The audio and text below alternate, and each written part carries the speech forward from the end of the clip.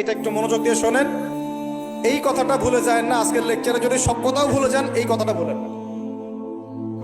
আল্লাহ পাক তার নবীকে বলছেন, হে মুহাম্মদ বলেন সাল্লাল্লাহু আলাইহি ওয়াসাল্লাম, তোমার উম্মতের কোন ব্যক্তি যদি আকাশ জমিন, পুরো আকাশ জমিন সমান গোনা নিয়ে আমার সামনে দাঁড়ায় কিয়ামতের মাঠে, তোমার উম্মতের যে কোনো ব্যক্তি, নর নারী যুবক যুবতী যেই হোক না, সাদা কালো ধনী গরিব, হুএভার হি ইজ, তোমার উম্মতের যে কোনো ব্যক্তি আসমান জমিন সমান গোনা নিয়েও যদি আমার সামনে দাঁড়ায়, কিন্তু তার আমল নামার মধ্যে শিরিকের কোনো পাপ নাই। কোন পাপ নাই?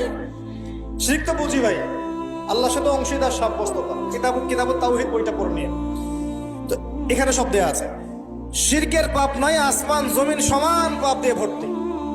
আমি আল্লাহ তার সামনে আসমান জমিন সমান ক্ষমা দয়া নিয়ে হাজির হব ইনশাআল্লাহ। মানে আল্লাহ পাক তাকে মাফ করে দিবেন ইনশাআল্লাহ।